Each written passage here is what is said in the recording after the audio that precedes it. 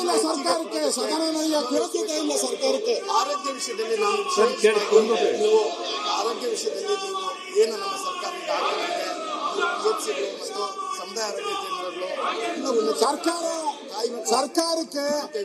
ಸರ್ಕಾರಕ್ಕೆ ಸದನ ನಡೆಸುವಂತ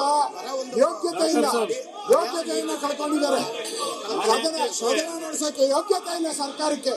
ಕಾಂಗ್ರೆಸ್ ಯೋಗ್ಯತೆ ಇಲ್ಲ, ಸದನ ನಡೆಸಕ್ಕೆ ಯೋಗ್ಯತೆ ಇಲ್ಲ. ಯೋಗ್ಯತೆಯನ್ನ ಕಳ್ಕೊಂಡಿದ್ದಾರೆ ಸದನ ನಡೆಸಕ್ಕೆ. ಈ ಸದನ ನಡೆಯಕ್ಕೆ ಯೋಗ್ಯತೆ ಇಲ್ಲ. ಕೂಡ್ಲಿಗಿಯಲ್ಲಿ ಮಾನ್ಯ ಅಧ್ಯಕ್ಷರು ಒಬ್ಬ ದಲಿತ ಮಹಿಳೆ ಅಡ್ಡಾಡ್ತಿದ್ದಾಳೆ. 2 ವರ್ಷದಿಂದ 2.5 ವರ್ಷದಿಂದ ಅಡ್ಡಾಡ್ತಿದ್ದಾಳೆ ದಲಿತ ಮಹಿಳೆ. -26 ನಿಮ್ಮ ಯೋಗ್ಯತೆಗೆ, ಸರ್ಕಾರದ ಯೋಗ್ಯತೆಗೆ ಪೆನ್ಷನ್ ಕೊಟ್ಟಿಲ್ಲ, ಕೊಡ್ಲಿಕ್ಕೆ ಆಗ್ತಾ ಇಲ್ಲ. ಜಾಬ್ ಕೊಟ್ಟಿಲ್ಲ, ಗ್ರಾಚ್ಯುಟಿ ಕೊಟ್ಟಿಲ್ಲ, ಅವ್ರ ಕುಟುಂಬಕ್ಕೆ ನ್ಯಾಯ ಕೊಟ್ಟಿಲ್ಲ. ಪಾಪರಾಗಿದೆ ಸರ್ಕಾರ. ಅವ್ರನ್ನ ಕರ್ಕೊಂಡು ಬಂದು ಮತ್ತೆ ಮಂತ್ರಿ ಮಾಡ್ತೀರಿ. ಏನು ಪ್ರಶ್ನೆ ಇಲ್ಲ. ಆ ತಾಲೂಕು ನಿಮ್ಗೆ ಬದ್ಧತೆ ಇಲ್ಲ. ವಾಲ್ಮೀಕಿ ಸಮಾಜದ ಬಗ್ಗೆ ಬದ್ಧತೆ ಇಲ್ಲ, ದಲಿತರ ಬಗ್ಗೆ ಬದ್ಧತೆ ಇಲ್ಲ. ಆ ತಾಲೂಕು ಕ್ವಾಲಿಫೈ ಬರ ನಿರ್ವಹಣಾ ಕೈ ತಂದಿದೆ. ರಾಜೀನಾಮೆ ಕೊಡಲೇಬೇಕು. ಆ ತಾಲೂಕು ಸದ್ಯದಲ್ಲಿ ಬರ್ತಾ ಇಲ್ಲ. ರಾಜೀನಾಮೆ ಕೊಡಲೇಬೇಕು. ನಾವು ಪ್ರತಿ 15 ರಾಜೀನಾಮೆ ಕೊಡಲೇಬೇಕು. ಈ ತರ ಅಧಿವೇಶನ ಮುಚ್ಚೋದು ಒಂದೇ. ಈ ತರ ಅಧಿವೇಶನ ನಡೆಯಕ್ಕೆ ಅವಶ್ಯಕತೆ ಇದೆಯಾ? ಪಾಪರಾಗಿದೆ ಸರ್ಕಾರ. ಅವ್ರು ಪೆನ್ಷನ್ ಕೊಡ್ಲಿಲ್ಲ. ಸತ್ತಂತ ದಲಿತ ಪೆನ್ಷನ್ ಕೊಡಕ್ಕೆ 2 ವರ್ಷ ಆಗಿದೆ. ಅವ್ರು ಜಾಬ್ ಕೊಟ್ಟಿಲ್ಲ ಚಂದ್ರಶೇಖರ್ ಅಂತವ್ರು. ಆ ಯೋಗ್ಯತೆ ಇದ್ದ ಸರ್ಕಾರ ಇವತ್ತು ಪಾಪರಾಗಿದೆ.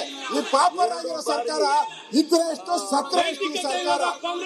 ಇಡೀ ಕ್ಯಾಬಿನೆಟ್ ದುಡ್ಡು ಬಂದ್ಕೊಂಡು, ಇಡೀ ಕ್ಯಾಬಿನೆಟ್ ದುಡ್ಡು ಬಂದ್ಕೊಂಡು ಕಾಂಗ್ರೆಸ್ ಹೈಕಮಾಂಡ್ಗೆ ದುಡ್ಡು ಕೊಟ್ಟು ಬಂದಿರುವಂತ ಕ್ಯಾಬಿನೆಟ್ ಇದು. ಎಲ್ಲ 50 ಕೋಟಿ 100 ಕೋಟಿ